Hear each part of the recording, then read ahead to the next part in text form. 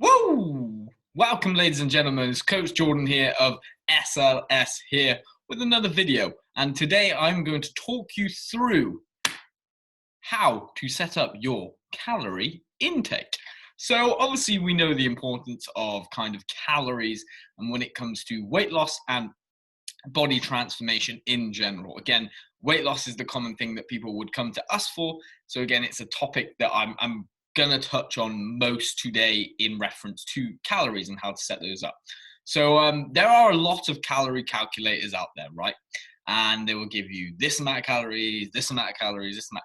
Every kind of calculator and every formula will give you kind of a rough estimate based on your body weight, activity, height, of how many calories a day you should be eating, which is not a problem. It's a very quick fire way to get a number and a rough idea, but it's not the optimal way. And I think if you're going to go into something like a dieting phase, you want to really be starting off on the right foot, and you don't want to be starting off in kind of this limbo realm, which could happen if you do these kind of online calculators. Again, you could just take an average of each number, and that may give you a rough estimate. But if you've been, say, eating low calorie for a long period of time, and now you're in this kind of metabolically adapted state, which basically means you find it hard to lose weight on very low calorie, then some of these numbers they give you is actually going to be too much for you. And again, some of these numbers they give you might be too little for you, and you lose weight way too quickly than you actually should.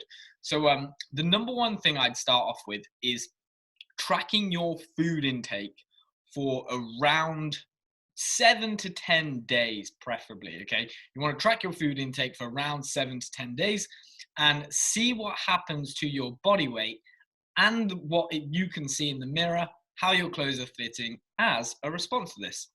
Again, say after 7 to 10 days that you've noticed there is a big drop in weight, you've lost 5 pounds. Okay, cool. You know that this calorie number actually may be too low in terms of a sustainable weight loss. So maybe we need to go a bit higher than what you've been, losing weight on. And again, while you're tracking for these 7 to 10 days, it's important for you to just eat normally, because again, we're basically replicating normal eating habits, but just finding out how many calories you are eating as a result of your normal eating habits. Say after 7 to 10 days, there's no change in weight. Okay, this is not a problem. Doesn't mean we have to now take the average number and lower it. Say if you, after 7 to 10 days, weight has stayed the same, you've roughly been eating 1,500 calories a day, but nothing's changed in those 7 to 10 days. Okay, perfect. First thing you're going to do, though, is adjust your macro targets. Don't want you to worry too much about carbs and fats. Do make sure you're eating enough fat, which would be around 0.3 grams per pound of body weight. So a 150-pound person would be about 50 grams of fat a day. But the main thing to focus on is kind of your protein ratio.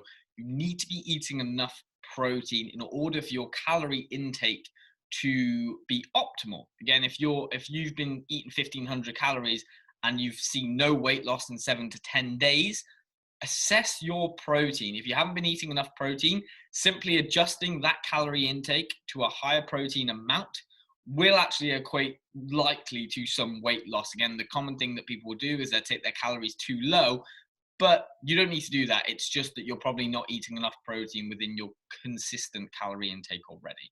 So once you've tracked for those 7 to 10 days, find the 7-day or 10-day average, how many days you do it for. Find that average and see what weight does as a response to this. Once you kind of make the necessary adjustments you need in order to, say, lose weight. So again, if weight's not really done anything or you've gained weight, obviously you know that we need to bring that number down per day. And then set yourself the protein goal, 1 gram per pound of body weight. So a 150-pound person, 150 grams of protein. So you've got your calorie number based on what's happened over those 7 to 10 days where you've been tracking. And now you've got your protein number. So again, 1 gram per pound of body weight. We know that there are 4 calories in a gram of protein. So if you're doing, say, 150 grams of protein a day, then you're going to be eating 600 calories worth of protein. So all we need to do is hit our protein within, say, that 1,500 calorie mark. If you're eating 150 grams of protein and 1,500 calories, then you've still got 900 calories left in that 1500 range after you've hit your protein, right? So this is where we'd fill in the gaps with carbs and fats. So carbohydrate sources would be things like fruit, vegetables, starches, again, things that are very dominant in just carbohydrates. Again, I try not to mix food nutrients when it comes to food. So like potatoes are just carbs, fruit is just carbs. There's no really fat unless you go for something like an avocado. And then fat sources, foods like dark chocolate, almond butters, nuts in general, avocados again, cheeses, they contain a bit of protein, but we'll leave that for another day. So now that you've kind of got your calories, you've got your protein, it comes down to now a point of planning your meals and choosing meals that are sustainable for your calorie intake and your lifestyle.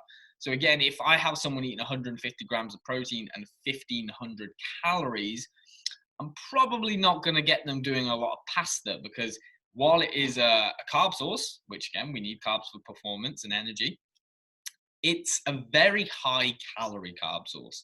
So again, someone who perhaps has a big appetite wouldn't really do that great with pasta, because again, it's not going to be extremely filling. And again, when we're dieting and hunger becomes an issue, we do want to stay full.